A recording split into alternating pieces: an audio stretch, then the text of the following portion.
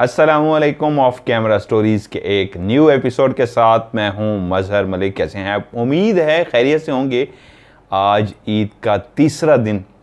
बहुत सारे लोगों ने बहुत ज़्यादा गोश्त खाया होगा और बहुत सारे लोगों ने कम गोश्त खाया होगा, लेकिन आज भी आप सबको अगेन मेरी तरफ से बहुत बहुत ईद उल अज़हा यानी कि कुर्बानी की ईद ये बहुत ज़्यादा मुबारक हो। खुशी हुई इस दफ़ा मुझे, मैं कमेंट्स पढ़ रहा था, उसमें मैंने पिन भी किया शायद कमेंट्स को, कि आपके कहने पे, आपकी बातों को सुन के जो आपने ईद पे पैगाम दिया था, एक राशन लिया और जाके जो एक हकदार थे उनके घर में राशन पहुंचा दिया। मैंने ये मैसेज दिया भी इसलिए था कि शायद एक बंदे ने भी ऐसा कर दिया तो इस पूरी फैमिली ने, जो इस वक्त आप मुझे सुन रहे हैं और मैं बोल रहा हूँ, समझिए हमने अपना हक अदा कर दिया। बहुत सारे लोगों ने ऐसा किया होगा और मैं बहुत बहुत शुक्रगुजार हूँ आप लोगों ने, मेरी बात को आपने माना। लव यू सो मच और ढेर सारी दुआएं आपके लिए, क्योंकि ये एक ऐसा अमल है जो आप लोगों ने किया, इसका अजर इस दुनिया और आखिरत में उस ज़ात ने देना है जो ऊपर है। और कहानी सुनाते हुए मुझे भी बहुत मज़ा आता है। आप लोग अगर कहानी सुनते हुए बहुत इंजॉय करते हैं तो मुझे भी कहानियाँ सुनने का बहुत शौक़ है। जब लोग मुझे कहानी सुनाते हैं, भेजते हैं, मैं पढ़ता हूँ, सुनता हूँ, तो लोगों का तो अपना स्टाइल होता है, लेकिन उसको जब मैं अपने दिमाग में शिफ्ट कर रहा होता हूँ, कहानी की शक्ल दे रहा होता हूँ, तो मैं भी उस कहानी को बहुत ज़्यादा इंजॉय कर रहा होता हूँ। आज की कहानी मोहम्मद याकूब साहब ने मुझे सुनाई है। बहुत अच्छे एक दोस्त हैं, प्यारे भाइयों की तरह हैं, छोटे भाइयों की तरह उनके वालिद साहब हैं। उनकी ज़िंदगी का ये एक सच्चा वाक़या है जो उनके साथ गुज़रा था। ये कहानी मोहम्मद याकूब साहब की ही ज़बानी आपको सुनाता हूँ। वो कहते हैं ये उस वक्त की बात है, तकरीबन आज से 50 साल पहले की कहानी है। उनका रियल नाम है मोहम्मद याकूब। अगले जो किरदार हैं उन्होंने कहा वो फर्जी कर दें। लोकेशन जहाँ की कहानी है, गुजर खान के साथ एक गांव आता है सुहावा, तो उसके साथ एक गांव है, उन्होंने कहा उसका नाम ना बताइएगा। वहाँ की ये कहानी है, आज से तकरीबन 50 साल पुरानी। वो कहते हैं मैं उस वक्त पढ़ता था, स्कूल जाता होता था, और जो मेरा स्कूल था तकरीबन मेरे गांव से 3-4 गांव क्रॉस करने के बाद वो स्कूल आता था। बस सिर्फ एक ही चलती थी, लेकिन उसकी टाइमिंग ऐसी थी कि उस टाइम पे तो छुट्टी का टाइम हो चुका होता था जिसको बस आती थी, तो मैं पैदल अपने स्कूल जाता था। यूँ समझ लीजिए कोई 6-7 किलोमीटर का सफ़र वो पैदल तय करके अपने स्कूल पहुँचते, पढ़ाई करते और उसके बाद पैदल ही चलते हुए अपने घर तक पहुँचते थे। और आज से 50 साल पहले बहुत सारे लोग जो मैं ज़िंदगी में मिल चुका हूँ उनसे, उन्होंने मुझे बताया है जो बहुत दूर दूर तक पैदल ही जाते थे। साइकिल तो किसी किसी के पास होती थी, अक्सर लोग पैदल ही लंबा लंबा सफ़र किया करते थे। यहाँ तक कि अगर किसी लोगों को नहीं पता तो मैं इनके इल्म में इजाफा कर दूँ, बहुत सारे लोगों को पता है, पाकिस्तान से स्पेशली मेरा इलाका जो राजनपुर है, राजनपुर से लाहौर भी गाड़ी में आप आएँ तो तकरीबन 8 घंटे लगते हैं। तो लाहौर से सऊदीया का कितना सफ़र है आप सोच सकते हैं। लोग राजनपुर से, पूरे पाकिस्तान से, मैं उन लोगों से मिला हूँ जो राजनपुर में ज़िंदा थे, अब तो अल्लाह को प्यारे हो चुके हैं, पैदल सफ़र करके सऊदीया हज और उम्रे के लिए जाते थे। इसी तरह पूरे पाकिस्तान से लोग पैदल चलते हुए पाकिस्तान से सऊदीया जाते थे। 7-8 किलोमीटर तो बात ही कुछ नहीं थी। वो कहते मेरी एक रोज़ की ये रूटीन थी, स्कूल जाता, सुबह ही सुबह उठता, क्योंकि मैंने वो पैदल रास्ता तय करना होता था, तो इसलिए वक्त से पहले जाता और वक्त से पहले ही स्कूल पहुंच जाता। मैंने कभी स्कूल में लेट नहीं हुआ था। छुट्टी के टाइम सीधा ही घर आ जाता। मैं अकेला नहीं था, ऐसे बहुत सारे दोस्त थे जो हम इकट्ठे छुट्टी के टाइम पे स्कूल से निकलते, लेकिन आगे हर कोई रास्ता बदलता जाता, अपने गांव की तरफ चला जाता। ऐसी ही एक सुबह मैं अपने घर से निकला स्कूल के लिए, पैदल चलता हुआ स्कूल गया, दोस्तों से मुलाकात हुई, अपनी क्लास में पढ़ा। इन इलाकों में 5-6 देहात इसलिए अबूर करने पड़ते थे कि स्कूल कहीं कहीं पे थे। आज तो जगह जगह पे स्कूल हैं, उस वक्त हर जगह स्कूल नहीं थे, दूर दराज मौजूद होते थे, लेकिन लोगों को इतना पढ़ने का शौक़ होता था, पैदल सफ़र करके स्कूल जाते थे। आज जब छुट्टी हुई तो मैंने दोस्तों को कहा चलो निकलें। उन्होंने कहा नहीं यार, अभी हम थोड़ी देर तक निकलेंगे, अभी ज़रा बैठो चलते हैं। तो मुझे आज घर जल्दी पहुंचना था, तो मैंने कहा ठीक है यार तुम लोग बैठो, मैं तो जा रहा हूँ। दिन का टाइम था, कोई खौफ या डर वाली बात होती नहीं थी। अमूमन रात के टाइम लोग डरते थे। मैं पैदल वहाँ से रवाना हुआ। तकरीबन कोई 3-3.5 किलोमीटर का मैं फासला तय कर चुका था कि मुझे प्यास का एहसास हुआ। वहीं पे एक कुआं था। ये एक ऐसा कुआं था कि इसके इर्द गिर्द आबादी नहीं थी, आबादी काफ़ी फासले पे थी, लेकिन यहाँ पे भी क्योंकि कुआं, इंसान कब से इस दुनिया में आबाद है, कितनी आबादियाँ तबाह हो गई, नई आबाद हुई, लोग नहीं जानते।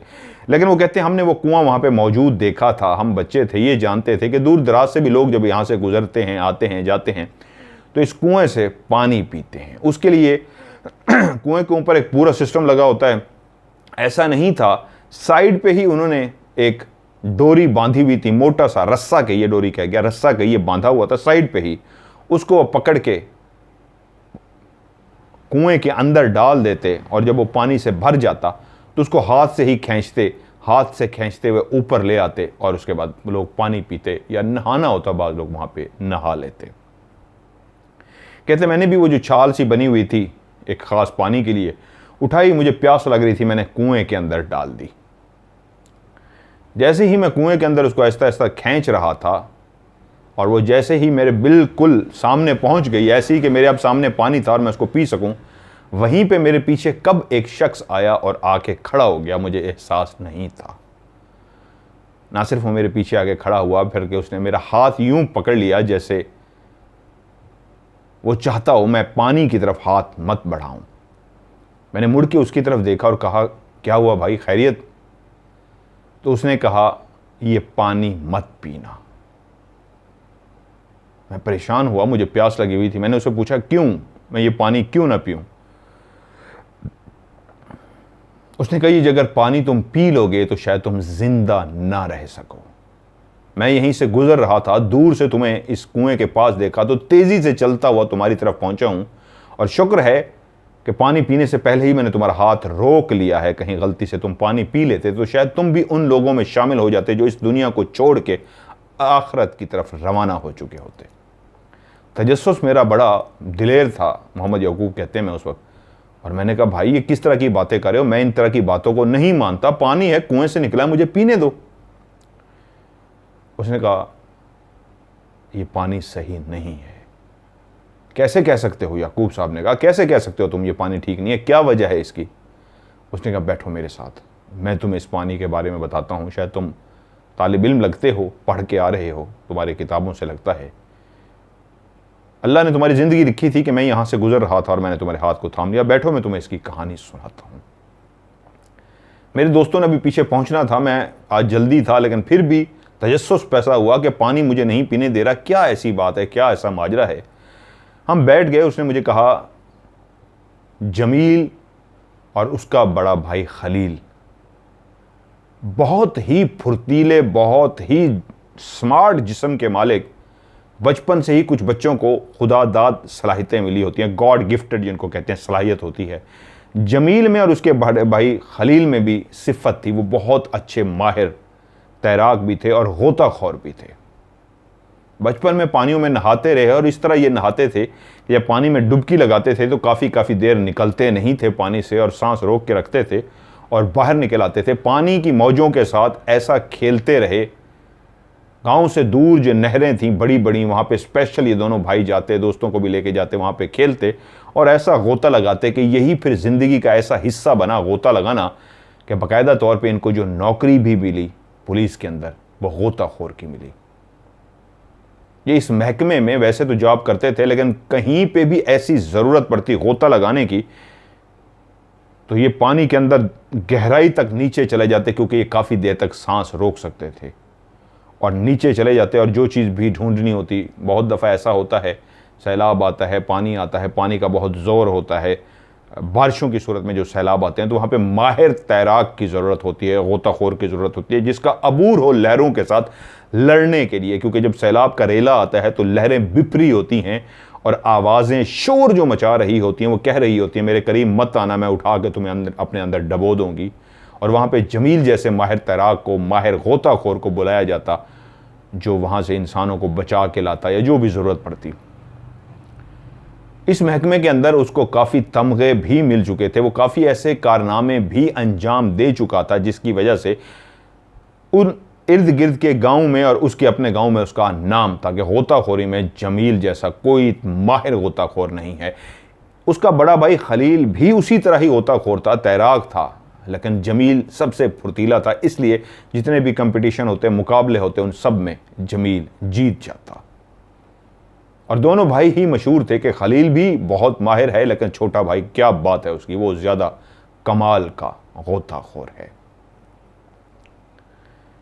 जब उसकी वहाँ पे नौकरी हुई तो उसको फिर ट्रेनिंग के लिए फ़ौज में भी भेजा गया। फ़ौजियों ने भी उसको स्पेशली ट्रेनिंग दी गोताखोरी और तैराकी की, और उस ट्रेनिंग के बाद यकीनन सी बात है वो एक और एक्सपर्ट तो पहले से था, गॉड गिफ्टेड उसके अंदर चीज़ थी, वो और एक्सपर्ट हो गया। उस इलाके में जब भी कहीं कोई मुकाबला होता तो दूर दराज के शहरों से बाकायदा महकमे की तरफ से कहा जाता कि हमारा पुलिस के महकमे की तरफ से जो नौजवान इस मुकाबले में हिस्सा लेगा वो जमील होगा। और ऐसा ही होता, जब मुकाबला होता तो उसका जो पहला इनाम लेने वाला शख्स होता वो हमेशा जमील होता। वक्त इसी तरह गुजरता रहा, जमील अपनी नौकरी करता रहा, जहां कहीं भी इमरजेंसी के सूरत में उसकी ज़रूरत पड़ती वो दोनों भाई वहां पे पहुंच जाते। आजकल भी जिस वक्त आपको मैं कहानी सुना रहा हूँ, राजनपुर वाली साइड पे बहुत बड़ा सैलाब आया हुआ है, आज भी मैं अभी वीडियो देख रहा था, बहुत सारे जानवर लोगों के मर गए उसके अंदर, बहुत सारों को बचा लिया गया, इंसानों को बचा लिया गया, कुछ इंसान उस पानी में डूब गए, कुछ पानी में बह गए।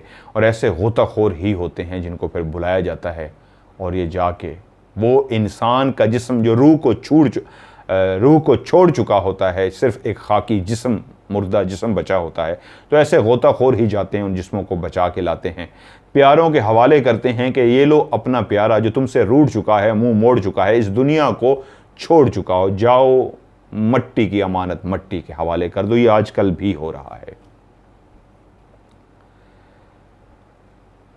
कुछ अरसे के बाद जमील की शादी तय की गई। महकमे की तरफ से उसको छुट्टियां दे दी गईं, लेकिन महकमे वालों ने वादा किया कि हम भी तुम्हारी शादी में शिरकत करेंगे। वो फ़ख्र था अपने महकमे का, वो अपने गांव का भी फ़ख्र था, वो इर्द गिर्द के गांव के लोगों के भी नज़रों में एक हीरो था, और उसकी शादियों की तैयारियां हो रही थीं। वहीं पे जिस दिन उसकी बारात जानी थी, जमील, उसका बड़ा भाई खलील जो पहले से शादीशुदा था, जमील अभी शादी करने जा रहा था, आज उसकी बारात थी। और उनके दो दोस्त असगर और रहमान, ये चारों दोस्त जो आपस में एक बेस्ट फ्रेंड भी थे, चलते हुए आए। दूल्हा के कपड़े जो जमील के थे वो भी उन्होंने साथ लिए हुए थे, और बाकी तीनों ने भी बारात पे जो कपड़े पहनने थे वो अपने साथ उठाए हुए थे। ये तैयार होने के लिए आ रहे थे उस कुएं के ऊपर जहां इस वक्त मोहम्मद याकूब पानी पीने के लिए रुका था, और किसी ने उसका हाथ पकड़ा था और अब बैठा उसको वही वाकया सुना रहा था, क्यों पानी पीना मौत को दावत देना है। जब चारों दोस्त वहां पे पहुंचे तो उन्होंने पहले अपने आप को कहा, पहले अपने जिस्म को अच्छी तरह हम साफ कर लेते हैं, नहा लेते हैं, फिर उसके बाद कपड़े तब्दील करेंगे। बारात को तकरीबन 2 से 3 घंटे ही रह गए थे, रवाना होनी थी, किसी और देहात में जानी थी। उस वक्त जो बारात होती थी, उस वक्त बैलगाड़ियों पे भी बारात जाती थी, ट्रैक्टर ट्राली पे भी बारात जाती थी, पैदल भी बारात जाती थी। लेकिन जो दूल्हा होता था उसके हाथ में एक तलवार या लोहे का एक राड होता था। कॉन्सेप्ट ये होता था, आज मैंने जब तहकीक की, मुझे भी नहीं पता था ये लोहा या तलवार या इस तरह की लोहे की चीज़ उसको क्यों दी जाती थी। और दूल्हा आगे आगे पैदल चलता था, बाराती चाहे पैदल होते थे, बैलगाड़ी पे होते थे, ट्रैक्टर ट्राली पे होते थे, किसी भी मोटर पे होते थे, मोटर गाड़ी पे होते थे, तो वो पीछे पीछे होते थे, दूल्हा आगे चलता था, और तलवार या उसके हाथ में कोई भी लोहे की चीज़ होती थी। तो इसलिए कि वो कहते हैं ये एक कॉन्सेप्ट था उस वक्त कि जिन भूत चुड़ैलें इस तरह की जो मखलूक़ात होती है, जिन्नात होती हैं, कोई भी चीज़ें होती हैं, तो उसके हाथ में ये हथियार होने की वजह से उसके करीब नहीं आएंगी। बुरी चीज़ों से बचने के लिए, नजर बद से बचने के लिए, इस तरह की चीज़ों के लिए उसके हाथ में दिए जाता था। तो वो भी अपनी तैयारी करने लगे थे। उन्होंने पानी के अंदर वो छाल डाली और उसको भरा और उसके बाद बाहर निकाल के अपने अपने जिस्मों पे डाला, नहाना शुरू हो गए। साबुन के साथ वो अपने सर को, बालों को धो रहे थे। जिस तरह इंसान नहाता है इसी तरह वो एक साफ अपने जिस्मों को जब धो चुके, कर चुके, तो एकदम से बड़े भाई ने कहा, जमील तेरी शादी है, चल आज कुएं में ही नहाते हैं। और कुएं में नहाना एक मामूली बात थी, ये रूटीन की बात थी। अमूमन इंसान जब नहा चुकता था, और स्पेशली जैसे इस तरह के ये गोताखोर थे, ये चारों ही माहिर तैराक और गोताखोर थे, लेकिन ये प्रोफेशनल थे दोनों। जमील उनके जो दोस्त रहमान और अस्कर, वो इतना तैराक नहीं थे, लेकिन वो भी माहिर थे अपने काम, गोताखोरी और तैराकी में। तो बड़े भाई ने कहा जमील से, चल पानी में छलांग लगा, आज पानी में ही नहाते हैं, यानी कुएं के अंदर ही नहाते हैं। बाहर तो नहा लिया, जिस्म को साफ कर लिया, अब अंदर नहाते हैं। ऐसा नहीं होता था कि बुरे जिस्म के साथ लोग छलांग लगाते थे, पहले अपने आप को साफ करते थे और साफ करने के बाद कुएं में छलांग लगाते थे। वो जो कुआं बना हुआ था उसके अंदर नीचे उतरने के लिए उन्होंने रास्ता भी बनाया था। ये जो इस तरह के कच्चे कुएं होते थे उसके अंदर किस तरह एक रास्ता बनाया जाता था, बहुत सारे लोगों को नहीं पता होगा, कुछ लोग जानते होंगे। आजकल तो सीढ़ियां होती है, मॉडर्न दौर है, पुराने वक्तों में ये होता था, मोटे से कील तो नहीं कहना चाहिए, पकड़ने के लिए लकड़ी टाइप सी होती थी, उसको गाड़ दिया जाता था एक साइड पे, और दूसरी लकड़ी उसके बराबर में नहीं लेकिन नीचे करके गाड़ी जाती थी। उसके बाद वाली जो लकड़ी होती थी, जो पहली गाड़ी हुई थी, उसी के नीचे होती थी। ये यूं समझिए, यूं लाइन बनी होती थी, ताकि एक हाथ इधर पकड़े, एक हाथ ऊपर, फिर ऊपर ऊपर इस तरह चढ़ें। जिस तरह आज भी बहुत सारे लोग पहाड़ों में इधर उधर जाते हैं तो वो इसी तरह चढ़ रहे होते हैं पकड़ के। तो इस तरह के लकड़ियां उन्होंने गाड़ी हुई थी मट्टी के अंदर, ताकि अगर कोई उतरे नीचे तो इस तरह उतर सके और उसके बाद चढ़ भी सके। ये किस्म की सीढ़ियां थी। ये कुआं बहुत गहरा नहीं था और दोनों भाई, चारों दोस्त, पहले भी कई दफा इस कुएं पे आके नहा चुके थे। तो बड़े भाई ने कहा छोटे से, चल जमील इसमें छलांग लगा। तो जमील आज जब ये घर से रवाना हुए थे तभी कह रहा था, यार आज मेरा दिल अजीब सा हुआ है, पता नहीं क्यों आज नहाने को भी दिल नहीं कर रहा। उसने कहा चल चल, तेरी पसंद की शादी हो रही है और तू इस तरह की मस्तियां कर रहा, चल। और जब वो कुएं पे भी पहुंच गए तो तब भी जब भाई ने कहा चल छलांग लगा, तो उसने कहा यार पता नहीं क्यों आज अंदर दिल छलांग लगाने को दिल नहीं कर रहा। तो वो दोस्त भी और भाई भी बोला, भाई क्या हो गया, तू इतना उदास क्यों है? घर से निकलते भी तू कह रहा था कि यार मेरा दिल नहीं कर रहा, अब आके भी तू नहा तो चुका है, छलांग लगाने को कह रहे हैं, हम तेरे पीछे छलांग लगा रहे हैं, तेरी शादी है यार, खुशी का दिन है, क्या हो गया है? जमील बोला कुछ नहीं हुआ यार, पता नहीं क्यों आज दिल कुछ अजीब सा है। अच्छा चल छोड़ यार इन बातों को, चल चल छलांग लगा। जब दोस्तों ने कहा, रहमान और असगर ने भी कहा, और जमील तो पहले ही, खलील तो पहले ही कह रहा था भाई को चल छलांग लगा, तो वहीं पे जो वो नहा चुका था, सिर्फ उसने अपना जिस्म एक हिस्सा ढांपा हुआ था, कुएं के ऊपर से खड़े होकर उसने छलांग लगाई और कुएं के अंदर। एक माहिर तैराक, एक माहिर गोताखोर जब कुएं में छलांग लगाता है तो एक टेक्निक होती है उनके पास, जिस तरह वो गिरता है उसी टेक्निक से वो अंदर गया।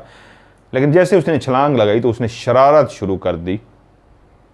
उसने इस तरह हाथ पांव मारने शुरू कर दिए जैसे वो डूब रहा हो, मुंह से इस तरह पानी निकाल रहा था, आवाजें निकाल रहा, हाथ से इस तरह मार रहा था, ऊंचे ऊंचे हाथ, जैसे वो डूब रहा और अपने आप को बचाने की कोशिश कर रहा हो।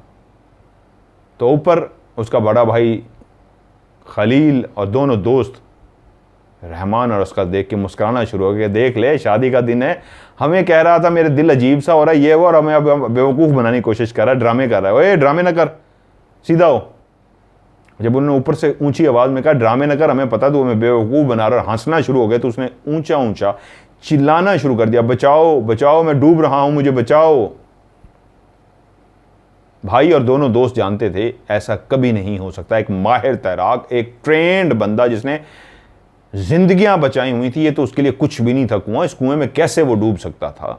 वो मजाक कर रहा था, वो शरारत कर रहा था। उन्होंने कहा पता है हमें, तू डूब रहा है, चल चल डूब जा, हमें पता है तू किस तरह डूब रहा है, क्योंकि वो जानते थे ये मजाक कर रहा है, उनके साथ शरारत कर रहा है। तो वो तीनों आपस में बातें भी कर रहे थे और कह रहे थे देख ले इसके हाल, पहले घर से आ नहीं रहा था और अब ये कह रहा है मैं डूब रहा हूँ, मस्तियां देख किस तरह की कर रहा है, ये हमें बेवकूफ़ बनाने की कोशिश कर रहा है। हम इसको छेड़ रहे थे ना कि तुझे तंग करेंगे, तो उसने कहा बजाय कि ये मुझे तंग करें, वो पहले ही हमें बेवकूफ़ बनाना शुरू कर रहा है। क्योंकि अक्सर जब दूल्हा बन जाता है तो उस वक्त लड़के भाई उसको छेड़ते हैं। वो भी उसको कह के आए थे कि आज बेटा तुझे छेड़ना है, आज तो दूल्हा है, आज तेरी शादी, आज तुझे तंग करेंगे। तो वो जानता था कि आज मुझे तंग करना, तो इससे पहले वो खुद उनको तंग कर रहा था। वो हंसते रहे, बातें करते रहे, यहाँ तक कि जब उन्होंने नीचे देखा तो वो शायद डुबकी लगा के नीचे चला गया था। उन्होंने कहा वो देखो, वो जो डूब रहा था ना, अब छलांग मारो, अब डुबकी लगा के नीचे चला गया है। चलो उन्होंने कहा चलो यार हम भी अंदर चलते हैं। भाई नीचे की तरफ देखता रहा, बुलबुला भी नहीं, कोई पानी भी नहीं, पानी थमा हुआ है। उसने कहा क्या हुआ है? उसको पता तो था कि भाई गोता लगाता है तो उसका सांस बंद कर लेता है, यकीनन सी बात है, एक्सपर्ट है। रुका रहा और देखते रहे। उन्होंने कहा 1 मिनट रुक जाओ यार, छलांग मारते कहीं इसके ऊपर ही ना छलांग मार दें, जरा इसको बाहर तो निकलने दो, ताकि ये बाहर निकले। उसको कहें जरा साइड पे हो जा, क्योंकि ऊपर कुएं से छलांग मारनी थी, तो हो सकता है जिस जगह पे वो डुबकी उसने लगाई हुई हो उसके ऊपर ही जाके जोर से धड़म से उसको लग जाए। देखते रहे। और भाई प्रोफेशनल था, जानता था कि एक गोताखोर का स्टेमिना कितना होता है, कितनी देर तक वो पानी में सांस रोक के लेट सकता है, बैठ सकता है। और टाइम उतना हो चुका था कि अब उसको बाहर आ जाना चाहिए था, और वो इस इंतजार में था कि टाइम हो गया, भाई बाहर क्यों नहीं आ रहा। तो उसने आवाज दी, जमील बाहर आ, जमील। और भाई की आवाज में परेशानी थी। जो साथ खड़े दोस्त थे वो भी इस बात को जान चुके थे कि ये जिस परेशानी में कह रहा है, अंदाजा लगा चुका है कि इतनी देर में तो उसको बाहर आ जाना चाहिए था, वो अभी तक बाहर नहीं आया। तो वो दोनों दोस्त भी बोले जमील जमील। वो तीनों आवाजें देना शुरू हो गए, और आवाजें देने पे भी कोई रिस्पांस ना आया तो दिल की धड़कन तेज हो गई। अगर सांस रोकने का टाइम 1 मिनट है, अब तो 1 मिनट 15 सेकंड हो चुके थे रोकने का, जितना भी मिसाल के तौर पे कह रहा हूं। अगर 2 मिनट हैं तो 2 मिनट 15 सेकंड हो चुके थे, वो बाहर नहीं आया था। मजीद जब 5 सेकंड गुजर गए तो भाई जानता था कि इसके बाद जान जा सकती है।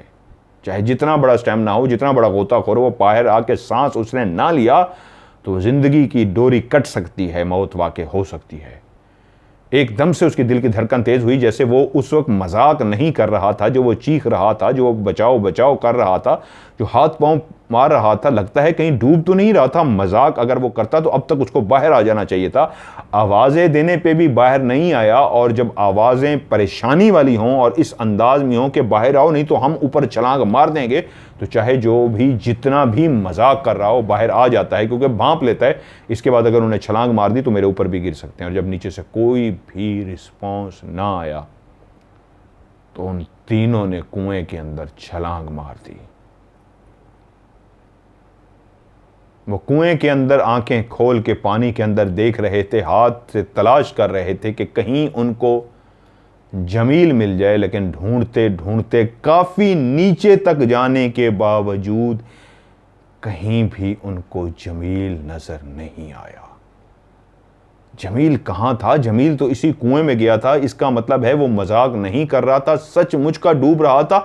लेकिन क्यों? एक माहिर तैराक कुएं में डूब सकता ही नहीं है, वो कैसे डूब गया? जब पूरे कुएं को छान मारा उन्होंने, कहीं पे उसका पता ना लग सका, तो उसके बाद वो बाहर निकले। उन डंडों, उन लकड़ी के जो लगे हुए थे उनको पकड़ के बाहर निकले, और वो अब आंसू थे जो उनके मुंह पे गिर रहे थे, आंखों से मुसलसल आंसू बह रहे थे। ये क्या हो गया या अल्लाह, ये क्या हो गया?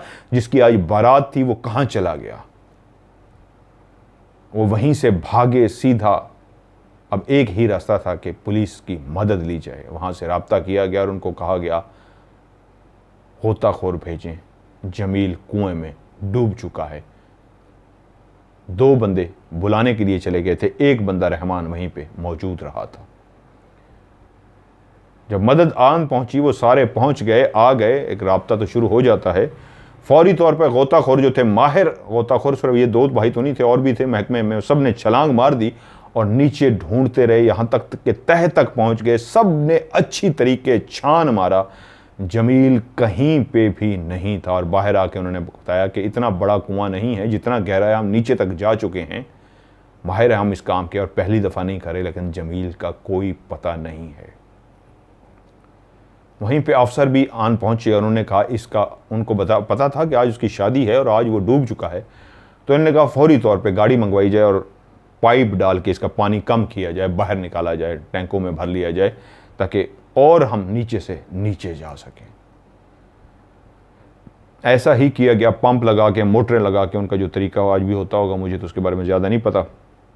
जो जिस तरह पानी, सैलाब आ जाते हैं, इस तरह पानी निकाला जाता है बाहर। छोटे छोटे लोग तो मोटर लगाते हैं, बड़े बड़े पंप होते हैं।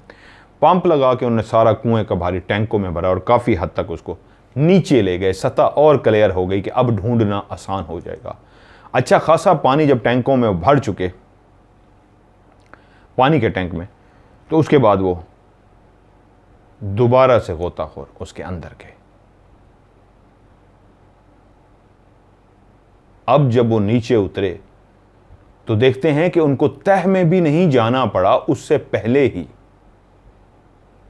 पानी के अंदर जिस तरह वो साइडों पे सीढ़ी टाइप बनाई गई थी, उसी ही सीढ़ी की एक लकड़ी के ऊपर जमील ना सिर्फ बैठा हुआ है, उसकी कमर दीवार के साथ टच हुई हुई है। जैसे कोई दीवार के साथ कमर लगा के बैठा होता है, वैसे ही वो दीवार के साथ पानी के अंदर टेक लगा के बैठा हुआ था। सर उसका घुटनों में था और घुटने जुड़े हुए थे, जैसे कोई घुटने जोड़ के उनके बीच में सर रख के बैठता है, ऐसे सर रख के वो वहीं बैठा हुआ था। इस जगह पे तो वो कई दफा आए थे, इस जगह पे तो बार बार उन्होंने ढूंढा था। ये तो अभी गहरा भी नहीं था पानी, ये तो ऊपर ऊपर था। फौरी तौर पे उन्होंने जमील को उठाया, बाहर लेके आए, लेकिन जिंदगी की डोरी कट चुकी थी, जिंदगी से राब्ता टूट चुका था, दुनिया को वो छोड़ चुका था, वो मर चुका था।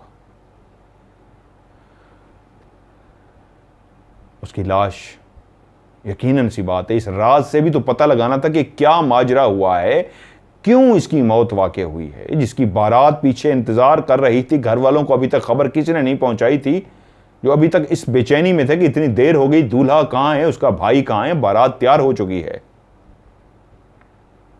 और जब उसका पोस्टमार्टम किया गया तो पता लगा कि उसकी मौत दम घुटने से नहीं हुई थी, उसके फेफड़ों में पानी नहीं गया था। जब भी कोई पानी में डूबता है तो पानी जब उसके फेफड़ों में चला जाता है, इंसान का सांस टूट जाता है, सांस खत्म हो जाती है, तो उसके बाद जैसे ही वो मुंह खोलता है सांस लेने के लिए, तो पानी उसके पेट में, फेफड़ों में चला जाता है।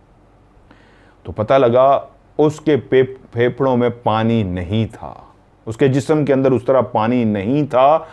उसकी रीढ़ की हड्डी और गर्दन चकनाचूर हो चुकी थी, जैसे किसी ने शदीद बुरी तरीके से उसको तोड़ दिया हो, टुकड़े टुकड़े कर दिया हो। अब पानी में ऐसा नहीं हुआ था कि पहली दफा उसने छलांग लगाई थी, ऐसा नहीं होता कि पानी में छलांग लगाने से इस तरह जिस्म की बुरी हालत हो जाए।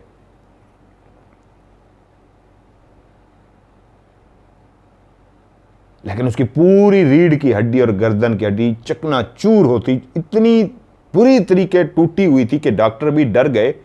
ये तो ऐसे लगता है जैसे किसी ने हथौड़ा, बहुत बड़े हथौड़े से उसको तोड़ डाला हो। और डॉक्टरों ने जो और बात बताई वो इससे भी ज़्यादा हैरत अंगेज थी। वो ये थी कि पानी के अंदर कभी भी फिंगरप्रिंट्स नहीं मिलते, लेकिन उसके जिस्म पे फिंगरप्रिंट्स मिले थे। अजीबो गरीब से थे, ना वो किसी जानवर के थे, ना वो किसी इंसान के थे, वो अजीबो गरीब फिंगरप्रिंट्स थे। ये 3 अजीबो गरीब चीज़ें जो डॉक्टर ने उसकी पोस्टमार्टम में बताई थी कि पानी उसके जिस्म के अंदर, फेफड़ों के अंदर नहीं गया था, वो दम घुटने से नहीं मरा था, उसकी रीढ़ की हड्डी और गर्दन को किसी ने बुरी तरीके से तोड़ डाला था, चकनाचूर कर डाला था, और उसके जिस्म पे अजीब से निशानात मिले थे, फिंगरप्रिंट्स मिले थे, जो पानी में ख़त्म हो जाते हैं, नहीं मिलते, लेकिन उसके जिस्म पे मिले थे। अब जिस घर में खुशियां थी, जिस घर में बारात जानी थी, उस घर में कोहराम मच गया। उस गांव का फ़ख्र, उस गांव का हीरो, उस गांव का माहिर गोताखोर, अपने महकमे का हीरो जो इतने सर्टिफिकेट ले चुका था, विन कर चुका था इतने मुकाबले, आज इस तरीके बारात वाले दिन सबको छोड़ के जा चुका था कि सब आंखें नम थीं, सब आंखें रो रही थीं और सब बहुत परेशान थे। यह बहुत ही अजीबो गरीब वाक़या था। जब वो घर से भी निकलने लगा था तो उसने यही बात अपने भाई को और दोस्तों को कही थी, उन तीनों को, कि यार आज मेरा दिल बहुत अजीब सा है। सब कह रहे थे तेरी पसंद की शादी है, तेरा दिल क्यों अजीब सा है। और छलांग लगाने से पहले भी उसने कहा था मेरा दिल अजीब सा है, और भाई ने कहा था यार आज फिर तू मस्करियां कर रहा है, मस्करियां का हमें करनी चाहिए, तेरे साथ शरारतें करनी चाहिए, तुझे तंग करना चाहिए, तू हमें बेवकूफ़ बनाने पर लगा हुआ है, क्या हो गया। अब उनको समझ आ रही थी कि वो सच कह रहा था, उसका दिल वाकई कुछ अजीब सा था। ये खबर सब गांव के लिए बहुत ही खौफनाक थी। आहिस्ता आहिस्ता माँ बाप बहन भाई सबको आहिस्ता आहिस्ता सब्र आ ही जाता है, मरने वाले के साथ मरा नहीं जाता। और आहिस्ता आहिस्ता सारे खामोश हो ही जाते हैं, सबको सुकून आ ही जाता है। लेकिन उसका बड़ा भाई जो उसको लेके गया था, जिसने उसको कहा था चल छलांग लगा, और वो कह रहा था नहीं मेरा दिल नहीं मान रहा, जमील तो चला गया, लेकिन उसका बड़ा भाई खलील आज भी उदास था। सबको सब्र आ चुका था, लेकिन उसको सब्र नहीं आ रहा था। वो उसका बेस्ट फ्रेंड भी था, बेहतरीन दोस्त था, और एक भाई भी था। अब वो चारों दोस्त हमेशा जो इकट्ठे होते थे, 3 इकट्ठे होते थे, एक उनमें से जमील नहीं था, शादी वाले दिन जा चुका था। रहमान और असगर खलील को दिलासा देते कि यार बस अब भूल भी जा उसको, हर वक्त उसको याद ना किया कर, हर वक्त उसको इतना मिस ना किया कर, यार तू भी डिस्टर्ब है, बहुत डिस्टर्ब हो जाएगा। उसको बहुत समझाते, लेकिन वो उसके बावजूद भी समझने को तैयार नहीं था। वो कहता था मुझे बहुत याद आता है। और अक्सर ऐसा होता, खलील चलता हुआ उस कुएं के पास चला जाता, बैठा रहता, उस पानी को तकता रहता, बैठा रहता, उस पानी को तकता रहता, और वापस आ जाता। जब भी उस कुएं पे जाता, उसको ऐसा लगता उसका भाई उसके इर्द गिर्द मौजूद है। उसको ऐसा लगता उसकी भाई की रूह यहीं इर्द गिर्द कहीं फिर रही है। जिसको लोग रूह कहते हैं, हम उसको हमजाद कहते हैं। वक्त गुजरता रहा, सब, क्योंकि जैसे जैसे वक्त गुजर जाता है, इंसान है, ज़िंदगी तो गुजारनी है, सुकून आ जाता है, सब्र आ जाता है, लेकिन आज भी खलील को सब्र नहीं आया था। उसको अपना बड़ा भाई, छोटा भाई बहुत याद आता था। उस दिन ऐसा ही हुआ, खलील और रहमान इकट्ठे बैठे थे कि खलील ने कहा रहमान यार मैं जा रहा हूँ। उसने कहा कहाँ जा रहा है? उसने कहा मेरा दिल उदास हो रहा है, और मेरी उदासी उस कुएं पे जाके ख़त्म होती है। मुझे एहसास होता है कि वहीं पे जमील मौजूद है, मेरा भाई जहाँ पे मुझे छोड़ के गया था, पता नहीं क्यों मुझे उस जगह पे जाके बहुत सुकून आता है, मैं उस जगह पे जा रहा हूँ। तो रहमान ने कहा चल यार तू अकेला अक्सर जाता है, मैं भी तेरे साथ चलता हूँ, चल फिर इकट्ठे वापस आ जाएंगे। दोनों पैदल चलते हुए दूर, पैदल चलते चलते उस कुएं तक पहुंच गए। अब उस कुएं के किनारे दोनों बैठ गए और खामोशी थी, अब वो बातें नहीं कर रहे थे। जमील तो जा चुका था, खलील अब भी पानी को इस तरह घूर रहा था जैसे अभी पानी के अंदर से उसका भाई निकलेगा और उसे कहेगा ये लो मैं तुमसे मजाक कर रहा था, मैं डूब नहीं रहा था, बचाओ बचाओ की जो आवाज़ें निकाल रहा था वो मैं तुम्हें तंग कर रहा था। साथ ही उसको एहसास होता नहीं, वो नहीं आएगा, वो मर चुका है, वो जा चुका है। जैसे ही उसके दिल में ये बात आई, नहीं वो मर चुका है, वो जा चुका है, वो रोना शुरू हो गया। रहमान अपनी जगह से उठा, उसने उसको गले लगा लिया। उसने कहा यार तुझे कई दफ़ा समझा चुका हूं, अब भूल जा, वो चला गया है, अब वो वापस नहीं आएगा। उसने कहा यार मैं क्या करूं, मेरे दिल को सुकून नहीं आता। इस जगह क्यों आता हूं मुझे नहीं पता, लेकिन जब मैं इस जगह आता हूं तो मेरे दिल को कुछ सुकून सा आ जाता है। मुझे लगता है मेरा भाई अभी मजाक कर रहा है और अभी बाहर निकल आएगा, लेकिन फिर जब दिल को यकीन आता है नहीं वो मजाक नहीं था, वो मर गया था, वो सचमुच में मुझे मदद के लिए पुकार रहा था। मेरे अंदर शायद आज ये शर्मिंदगी है, आज ये गिल्टी मैं फील करता हूँ, आज ये दुख है। जिस वक्त वो पानी में डूब रहा था मैं उसको मजाक ना समझता, उसी वक्त छलांग मार देता तो शायद मैं अपने भाई को बचा लेता। जो मैंने अपने भाई को नहीं बचाया, तो ये आज अंदर ही अंदर बात मुझे खाई जा रही है जो मैंने आज तक किसी को नहीं बताई। रहमान तुम्हें आज पहली दफ़ा बता रहा हूँ, ये बात मुझे अंदर अंदर खा रही है। मैं उसको मजाक ना समझता और उस वक्त छलांग मार देता तो अपने भाई को बचा सकता था। मैंने अपने भाई को क्यों नहीं बचाया? मैंने अपने हाथों से खुद मारा है अपने भाई को। और रोए जा रहा था। रहमान उसको हौसला दे रहा था, उसको गले लगाया होता, उसको कह रहा था तूने नहीं मारा यार, हम भी उस वक्त साथ थे, तूने क्या किया? हम भी तो मजाक समझे थे ना, या तो तू अकेला मजाक समझ रहा होता और हम सीरियस होते, हम भी तो मजाक समझे थे, असगर भी मजाक समझा था, वरना हम ही छलांग लगा के उसको बचा लेते। यार तूने कुछ नहीं किया। उसको दिलासा देता रहा, और जब वो चुप हो गया फिर वो खामोशी हो गई। उसने कहा चल उठ चलें। खलील ने कहा यार 2 मिनट और बैठने दे, उसके बाद चलते हैं। अच्छा चल ठीक है, 2 मिनट बैठ जा, उसके बाद हम चलते हैं। दोनों खामोश होकर बैठ गए।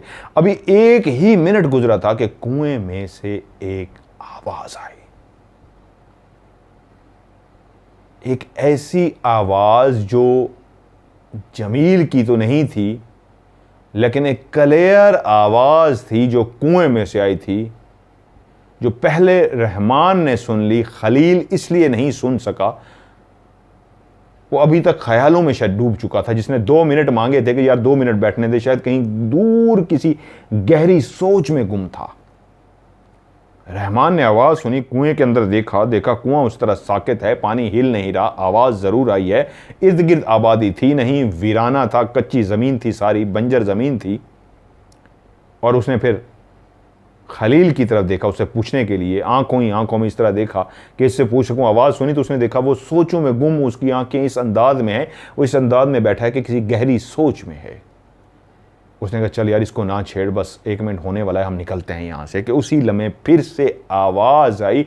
इस दफ़ा पानी से जो आवाज़ आई तो वो जो ख्यालों में गहरी सोच में डूबा हुआ था वो भी चौंक गया, और उसने पानी की तरफ इस तरह देखा जैसे उसको भी कानों ने आवाज़ को सुन लिया हो। पानी में उसने चौंक के देखा, और पानी में चौंकने के बाद जब अंदाजा हुआ, उसको लगा मैं किसी गहरी सोच में था, किसी पानी के अंदर से जो आवाज़ आई है उस आवाज़ से चौंका हूं। तो मुड़ के उसने फौरन दोस्त की तरफ देखा कि जैसे उसे आंखों ही आंखों में पूछना चाहते हो, आवाज़ सुनी तो उसने यूं गर्दन हिला दी कि हाँ मैंने सुनी है इस आवाज़ को।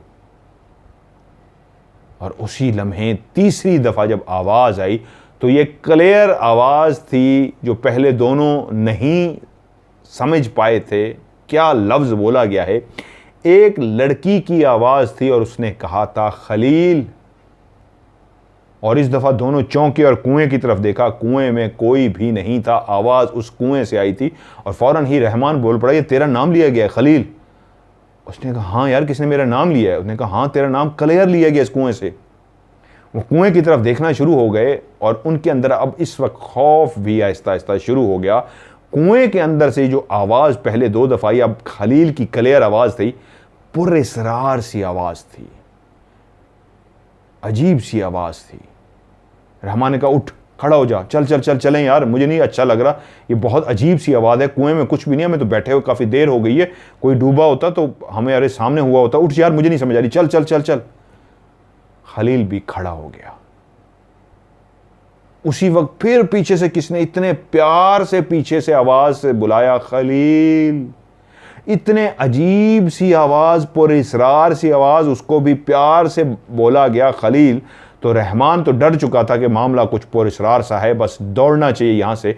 लेकिन उसने देखा खलील मस्त हो गया है, उसका दिमाग उलझ गया है, वो उस आवाज़ की तरफ मुतवज्जो हो रहा है।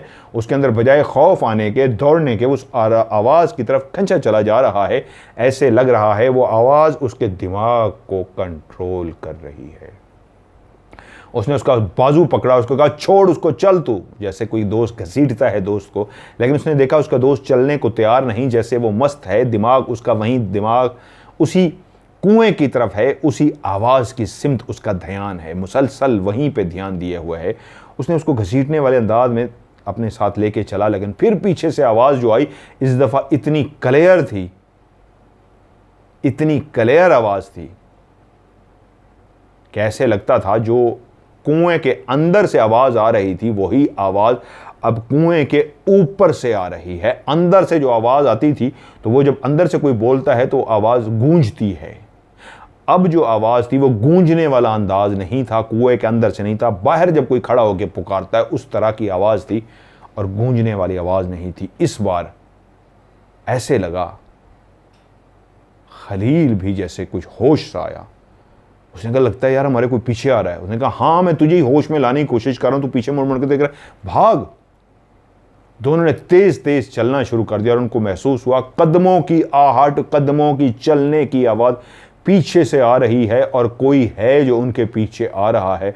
वहीं पे रहमान ने मुड़ के देखा तो पीछे कोई भी नहीं था, लेकिन कदमों की आवाज और करीब आ रही थी। वहीं पे उसने कहा खलील भाग, हमारे पीछे कोई जिन भूत है, भाग। उसने देखा कि खलील रुक गया, और जब खलील रुक गया तो उसने उसको बाजू से पकड़ के घसीटा। तो उसी लम्हे जो आवाज आई वो इतनी भयानक, इतनी करख्त, इतनी अजीबो गरीब गुस्सीली आवाज थी जो बिल्कुल करीब से थी कि रहमान ने कहा खलील भाग, नहीं तो हम भी मारे जाएंगे। और खलील ने भागना शुरू कर दिया।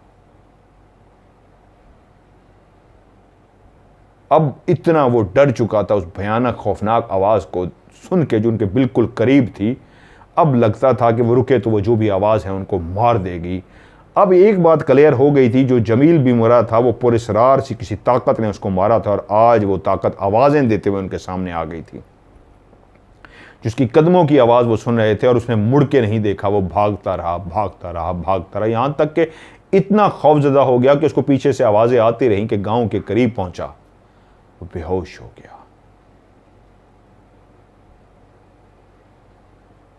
शाम हो चुकी थी। गांव वाले सोचे रहे थे कि दोनों शायद बाहर निकले हैं, दूर कहीं चले गए होंगे, अक्सर कहीं इस तरह निकल जाते थे। उन्होंने पूछा एक दूसरे से, उन्होंने कहा यार वो भी घर पे नहीं है, रहमान और खलील भी नहीं है। तो उनका यही कहना था कहीं गए होंगे, आ जाएंगे। घर वाले बेफिक्र हो गए, अक्सर ऐसा होता था, वो चले जाते थे। वो बात किसी को भी वो बात मालूम नहीं थी कि क्या वाकया हो चुका है। रहमान भागते भागते जो अपने गांव के करीब पहुंचा था, वो बेहोश होकर गिर पड़ा था, और वहां वो जो आवाजें दे रही थी उसने क्या किया था वो ये नहीं जानता था। वो रात सारी बेहोश पड़ा रहा, उसको होश नहीं आया। सुबह जब अजानें हो रही थी तो उसकी आंख खुली रहमान की, और उसने देखा कि वो ज़मीन पे पड़ा हुआ है। उस सामने उसके ऊपर उसने आंखें खोली तो उसने देखा सामने दरख्त नज़र आ रहा है, क्योंकि वो सीधे मुंह लेटा था।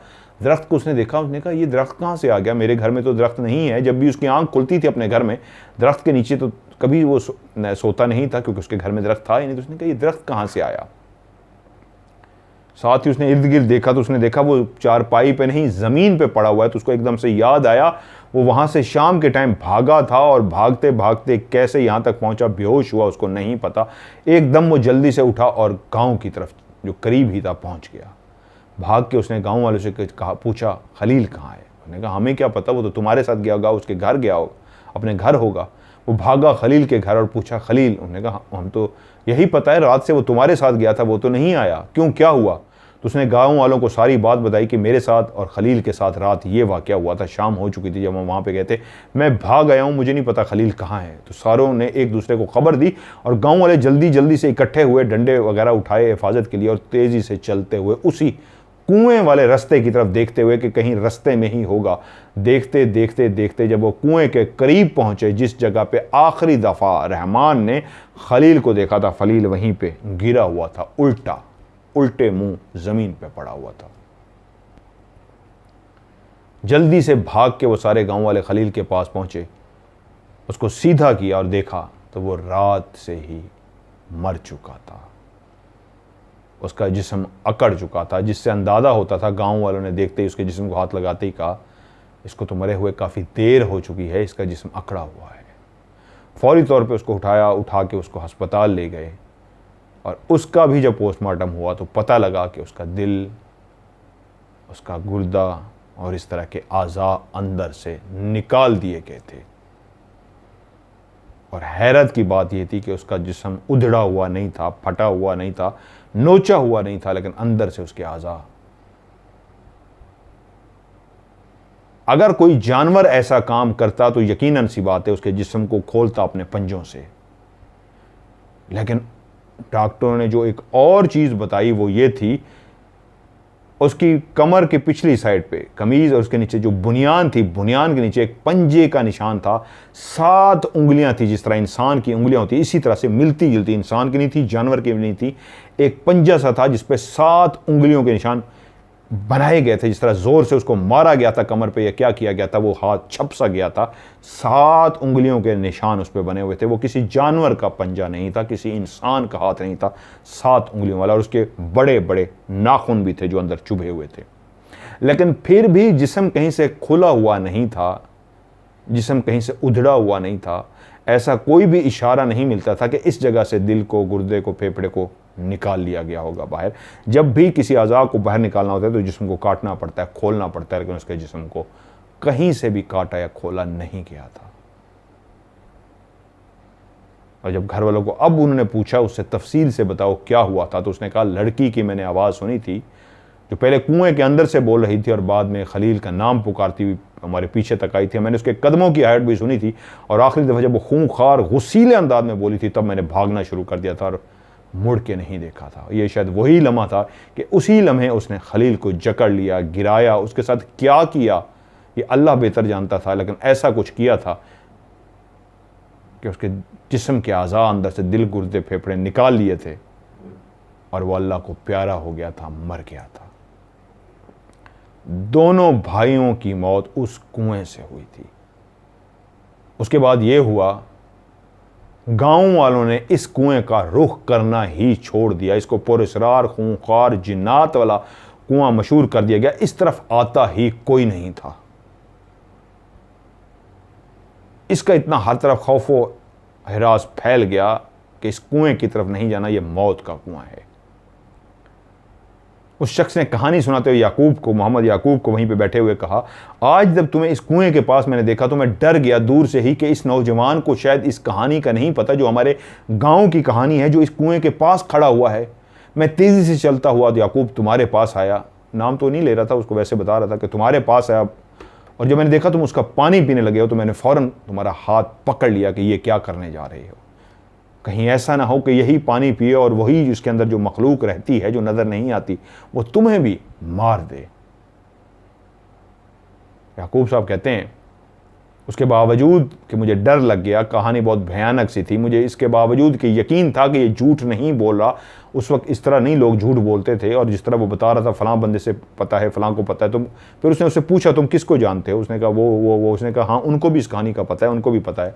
तो वो जान चुके थे याकूब साहब कि ये बात सच है जो कह रहा है, लेकिन कह रहे मुझे इतनी प्यास लगी हुई थी, मैं अब खौफजदा भी था और मेरा दिल भी चाह रहा था मैं प्यास बुझाऊँ, पानी पी लूँ। लेकिन उसने मुझे कहा, मैं एक बड़े होने की हैसियत से भी तुम्हें कहता हूँ बेटा पानी ना पियो। और उसके बाद वो कहते हैं मैंने पानी छोड़ दिया और उसके बाद घर की तरफ रवाना हो गया। उसके बाद मैंने कोशिश की उस कुएं की तरफ से नहीं गुजरता था। उस दिन तो स्पेशली पानी पीने के लिए मैं उस कुएं की तरफ आ गया था। अब मैं कोशिश करता कहीं और से गुजरूं, इस तरफ से ना गुजरूं। वक्त गुजरता रहा, उस तरफ अब वाकई कोई नहीं आता था, और मैंने अपने बुजुर्गों से जो जानने वाले उसने नाम बताए थे उनसे भी तस्दीक की तो पता लगा वो बात सच है, ये वाकया वहां पे हो चुका है। उसके बाद उन गांव वालों ने क्या किया, मिल के कुछ अरसे के बाद उस पूरे कुएं को उन्होंने इस अंदाज में मुस्तकिल बंद कर दिया कि उसका मुंह ही बंद कर दें ताकि दोबारा कोई इसका पानी ही ना पी सके। आज भी वो कहते हैं वहां पे कुआं मौजूद है लेकिन ऊपर से बंद है, और उन्होंने मुझे दावत भी दी है कि अगर आप वहाँ पे प्रोग्राम करना चाहें तो मैं आपको साथ लेके जा सकता हूँ, वो कुआं भी आपको दिखा सकता हूँ, वो जगह भी दिखा सकता हूँ, उन लोगों से भी मिलवा सकता हूँ जो उस गांव के लोग हैं, जो आपको बताएंगे हाँ यहाँ पे जमील और उसके बड़े भाई खलील की मौत वाक़ई हुई थी इस कुएं की वजह से। मैंने कहा गर्मियाँ गुजर जाएँ, बहुत शदीद हब्स वाला मौसम है, थोड़ा सा मौसम बेहतर हो इंशाल्लाह, क्योंकि मैंने प्रोग्राम भी अपने राज के एडवांस इसलिए करता हूँ, गर्मियों में प्रोग्राम नहीं हो सकता। और गर्मियों में जो एक खौफ होता है वो होता है कि गर्मी के मौसम में, शदीद गर्मी में, हब्स के महीने में सांप और बिच्छू अक्सर पाए जाते हैं, और हम रात को इन्वेस्टिगेशन करते हैं तो ये डस ना ले ये जानवर, तो इसलिए फिर मैं गर्मी हब्स का महीना निकाल के फिर प्रोग्राम करता होता हूँ, इसलिए या पहले कर लेता हूँ या बाद में करता हूँ। तो इंशाल्लाह ये वादा रहा, आपको जहाँ स्टोरी सुनाइए यहाँ पे आपको राज प्रोग्राम की रिकॉर्डिंग करते हुए भी मेरे साथ कोई भी ना गया तो मैं अकेला जाऊँगा, कैमरा लेकर उनको कहूँगा मुझे जगह दिखा दें, इंशाल्लाह मैं वहाँ पर अकेला जाऊँगा और राज प्रोग्राम वहाँ पर करूँगा। ये थी जी मोहम्मद याकूब साहब की सच्ची कहानी जो उन्होंने मुझे भेजी, और उन्हीं की ज़बानी मैंने आपको सुना दिया, और उनसे मेरी मुलाकात भी होनी है, तो हो सकता है किसी दिन याकूब साहब के सामने बैठे हुए कुछ और भी इस तरह के जो वाक़यात थे वो मैं रिकॉर्ड भी कर लूँ और उन्हीं की ज़बानी भी आपको सुनवा दूँ। आप लोग भी अपनी कहानी मुझे भेजिए जी, इंशाल्लाह आपकी कहानी को भी मैं अपनी इस ऑफ कैमरा स्टोरी का हिस्सा बनाऊंगा। उसके दो ही तरीके हैं, आप वॉइस मैसेज में कहानी रिकॉर्ड करके भेज सकते हैं, या कहानी लिख के भी आप मुझे भेज सकते हैं। लिख के भेजना चाहें उर्दू में, इंग्लिश में, रोमन में, आप लिख के, रोमन इंग्लिश में लिख के भेज सकते हैं। अगर वॉइस मैसेज करना चाहें तो एक ही लंबा वॉइस मैसेज करें और उसमें शुरू में अपना नाम बताएं, अपना शहर का नाम, गाँव का नाम, मुल्क का नाम बताएं, किरदारों के नाम बताएं, और ये भी बताएं कि ये नाम रियल बताने हैं या फर्जी बताने हैं। उस वॉइस मैसेज में एक ही लंबा करें। अगर कोई बात आप भूल जाते हैं तो एंड पे एक छोटा वॉइस मैसेज भी कर दें, लेकिन इन वॉइस मैसेज को आपने डिलीट तब तक नहीं करना जब तक मैं इसको आपकी स्टोरी का हिस्सा ना बना दूं, क्योंकि जब मैं स्टोरी बनाने के लिए इसको खोलूं ये ना हो कि मैसेज ही डिलीट हुआ हो। और आप वॉइस मैसेज करें या लिख के मुझे कहानी भेजें तो एक काम आपने ज़रूर करना है, लास्ट वर्ड STORY स्टोरी, आखिरी लफ्ज़ लाजमी आपने स्टोरी लिखना है। चाहे वॉइस मैसेज करें या उर्दू इंग्लिश रोमन में लिख के भेजें। स्टोरी STORY, आखिरी लफ्ज़ स्टोरी लाजमी लिखा होना चाहिए, क्योंकि जहाँ पे बहुत ज़्यादा मैसेज आ रहे होते हैं तो जहाँ पे भी मुझे आखिरी लफ्ज़ स्टोरी लिखा हुआ नज़र आता है उसको मैं पहले खोल लेता हूँ और उसको नंबर दे के सेव कर लेता हूँ। और आपने इसको सेंड किस पे करना है, मेरा व्हाट्सअप का नंबर है, पाकिस्तान से जो बाहर लोग हैं पाकिस्तान का कोड मिलाएंगे +923136655500। मैं रिपीट करता हूँ +923136655500 और पाकिस्तान से मिलाएंगे 031366555500। आज की ऑफ कैमरा स्टोरी से मज़र मलिक को दीजिए इजाज़त। अपना ढेर सारा ख्याल रखिएगा। खुदा हाफिज़।